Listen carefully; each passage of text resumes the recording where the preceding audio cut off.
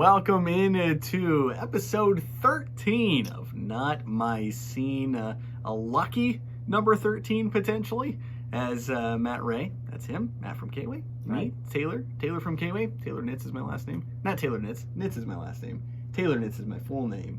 Taylor, did you like Macaulay Culkin, who's now Macaulay Culkin? That's right.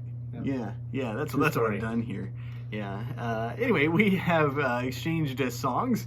I gave Matt a song from the scenes that I kind of come from. He listened to it. We'll review it. He's giving me a song from his sort of scenes, if you will, and I will review it. We've been doing that for a few episodes now, and you can find those on the YouTube page if you want to go back and check those out. I also, by the way, will post the videos to the songs that we'll discuss here in this video, so you can check those out before you take this in. That's where it is. They're down there in the description, or you can watch this and then go check out those videos.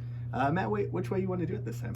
I'll set you up first. Okay. Okay. All right. So I picked a song by the Newsboys, who are on their third lead singer since I've known them. Yeah. They were early '90s big, and all of '90s. They're still big. But the song I did is from their first lead singer's era, the pre-Peter Furler, Michael Tate version of the Newsboys. Peter still in the group, but not their lead singer. And so they were more ironical and goofy lyrics back then. Now they don't have any of that. It's none of that anymore. They had, lots of songs like Entertaining Angels. I mean, Reality had lyrics about my career as an acrobat hasn't begun, but I'm busy giving blood and shoveling elephant dung, send money. That's just kind of what they were at that time. And so it was a breath of fresh air at the time in Christian music when there wasn't a lot of just goofy, silly fun. And that's what they did. And so the song is Breakfast. And if anyone thinks this is a serious song, I don't think they're right in the head, because they're not actually trying to convince people to become Christian, because they don't serve breakfast in hell. It's the main compelling thing. But it's a fun song. It's a big hit at their concerts still today, even though the lead singer's not the same. But yeah, it's a fun, light song with goofy lyrics. Yeah, and that's basically what I got from it too. It's a very fun song, very light song. It is very easy to listen to. This particular song, there wasn't anything necessarily in it that stuck with me. There wasn't any I don't know what to say. Any a big thing about the song that was earth changing or anything along those lines. I guess when I was listening to it, and sometimes when I listen to these songs that you give me, I'll go research the song a little bit more. And I didn't on this one just because I wanted to get kind of your opinion, I guess, on it. I wasn't sure if how serious or what the meaning necessarily was behind it. And now my guess is that it probably is not as deep as maybe I was thinking. I was thinking, they're sort of making the stand-in for morning with a U in it, one without the U in it, using morning, the time of day, to stand in for mourning a friend's death in this situation. It's deeper than I've ever gotten. I think it's just a story about a guy who was in charge of the Breakfast Club. We host the show. Yeah, we host the show called Breakfast Club. Sacred motto. You'll lose it in the gym class if you wait till noon to eat. And I'm glad that you have said it's not that deep, because what I was going to say was, if it is, I think it does a poor job of getting that message across. But so that's good. So it is then fit. It does fit then the sort of the mood of the song, I guess, fits what it is, which is a fun song, easy to listen to. I've wrote down in my notes that I like this song. I don't love it necessarily, as I mentioned before. It was not one of those that. It didn't grab me necessarily. I think it's a nice song, and I understand why it certainly is popular among their fans even to this day. It's not an overtly Christian song. The Newsboys are a Christian band, in case you didn't know that. It's not an overtly Christian song. There's maybe some Christian type things in there, but it's not a song that is preachy by any stretch of the imagination, and close. so it is. I would imagine is appealing to not only the Christian fans of the Newsboys, but of other non-Christians. I would imagine would like this song just as much. Yeah, it's fun. It's the thing. If there is a meaning, this is what it is. Sometimes people make stupid arguments for Christianity, like, they don't serve breakfast in hell. Right, yeah. Like something your mom might say to you if you were being bad. Right. And they just made fun of it. Like, if there's any meaning. My guess is there's no meaning, and fans love it because they can whistle all together in the whistle chorus. And it's just silly, lighthearted, and their lyrics of that era were extremely goofy. Shine is one of the biggest songs from that era. Talks about barbecuing hamsters. It's just weirdly goofy, comical lyrics that they would sneak into their songs. Yeah, sure. One other note that I have about this song, one other observation, I suppose, is the intro, or the start of the song anyway, sounds a lot like I Don't Care by Green Day, which is part of Jesus of Suburbia, which is a song that you... This predates that. Yeah, it does. So maybe Green Day ripped off Newsboys. What do you think? Could should Newsboys sue Green Day? That's what it is. Yeah, because Green Day was big into Australian Christian rock. They were. Yeah, they're well known for their family. They might have been. They might have been my youth group age. Yeah, my poster being on. I would Take Me to Your Leader poster. Being huge. I would imagine that it's just a coincidence, but it does. And I went back and listened to it, and it does sound quite similar. But anyway, yeah, that's kind of my thoughts on Breakfast by Newsboys. Good, solid, fun song. You've given me several very fun songs, and I appreciate that about the series thus far. Fun is nice. Yeah. Fun is nice. So, all right, then the song that I gave you is also by a Christian band, as it turns out, a band called For Today. They're from Sioux City, Iowa. They're no longer together, I suppose. So they were from Sioux City, Iowa. For yesterday, mostly now.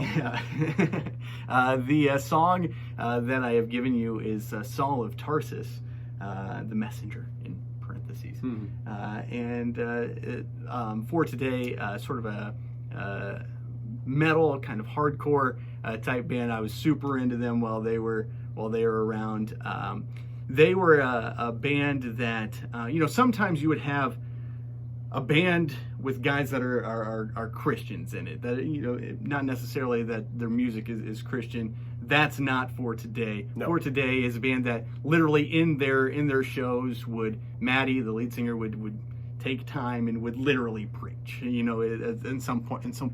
At some point in the concert. So these guys are, this is a Christian band. Most of their lyrics, not all, but most of their lyrics are very driven by their Christianity, and this is certainly one of them. Saul of Tarsus, what'd you think? Yeah, so my initial reaction, as I got like 5 seconds in the song, I turned it off. I was like, I like it. It grew on me more. But the drum intro is fantastic. The drumming throughout is really good. Like, if there is a superstar in the band, it's the drummer. The drumming is just awesome. The drummering? The drumification of the song, the beat keeping. I mean, obviously it's got dual pedals going. It's great drumming. I like it. Yeah. The song is interestingly disjointed, and I say interestingly because I think it's good. Yeah. That it's disjointed, but it's disjointed. It's like 3 or 4 parts, and like there's just this massive change in how the music goes. But it's interestingly done. The lead guitar at the beginning plays like this cool ascending part. It beats it to death, in my opinion. He could have done it like 2 times fewer. And it was like cool, and I stopped doing it. That's not a big deal, but it just a little bit bothered me. The vocals are the type that I hate, yet the vocals were really clean and the lyrics were understandable.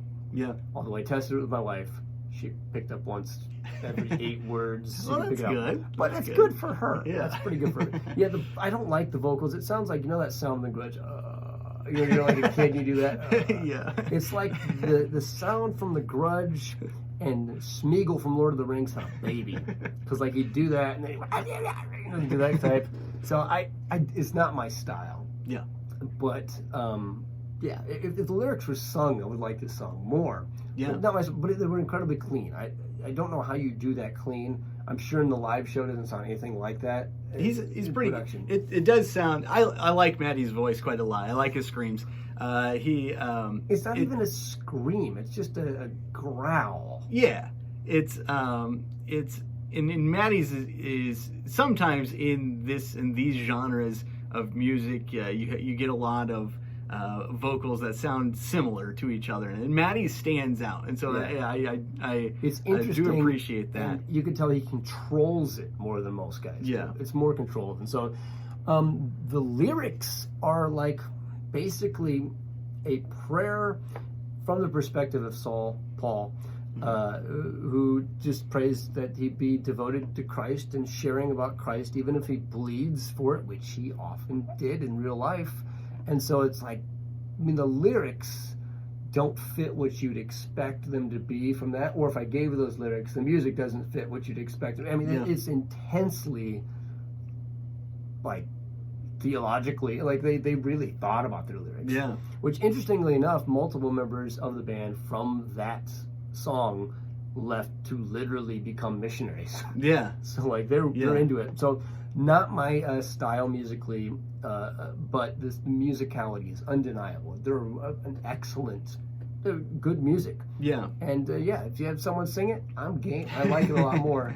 Again, it's not my style, but I can recognize it's for its style. It's good. Yeah. And the music is really good, and the drumming is excellent, and the lyrics are, again, like these guys are leaving to go to Bible college, and it tells. It shows really, really, really well. Yeah, so their reputation was very technically sound, musicianship in this band. And I think that probably helped them quite a bit to have the success that they had within the genre, outside of just with Christian fans. Yeah, and sometimes with these bands, they play just power chords loud all at the same time, and they're screaming. And I'm like, it's not that good of the music isn't that good, but they are really, the musicians, especially the drumming, I thought it's really good. So not my style, but I can see why someone would think it's excellent, because it is excellent at what it is. Yeah, and when last week, in the last week's video, I told you I thought this song, you would probably agree with the lyrics, but probably not the delivery of those lyrics necessarily. And I think that's probably kind of... It's just it's not my style. I just don't take any pleasure from hearing growl sounds. It's great. I love it. It's fantastic. And for today, they... I saw them one time. I saw them a bunch of times, lots and lots of times, to be quite honest with you. I saw them one time there was a cafe in downtown Tama, and it was called the Bluegrass Cafe, and For Today was headlining. There was a band from Tama called Stanwood Charlie, who was playing. There were several other bands. I don't remember exactly who, but they were great, and I remember there were a bunch of normies, as we call them, so just like Matt's and normie, like he's just a regular person. And they came to the show because they knew people from Stanwood Charlie, and they all left with For Today shirts and things along those lines. So it was kind of cool. We also all got in trouble because we were like hardcore dancing and moshing and whatnot, and the owner of the Bluegrass Cafe used to that. did not want us to do that. Yeah, both kind of music here, country and western. That's right. Yeah. And then so next week, the songs that we are going to discuss next week, there's a little bit it's going to almost be Valentine's Day.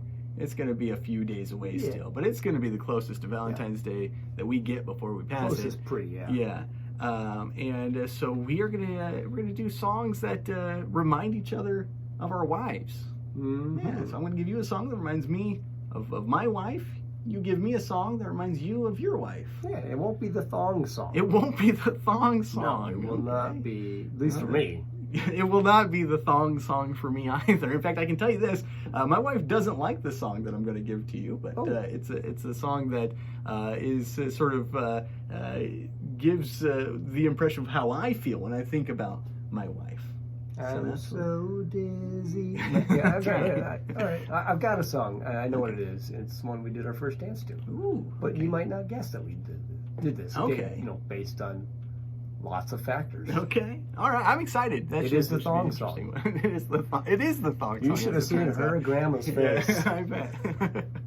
All right. Well, that'll be on the next episode of Not My Scene. Thanks for watching this one. Appreciate it. Anything else you want to say before we go, Matt? It's their 13th episode, and I would avoid it. Yeah. Bad luck. I guess you could. All right. See you next week. Bye. Late, though, I guess.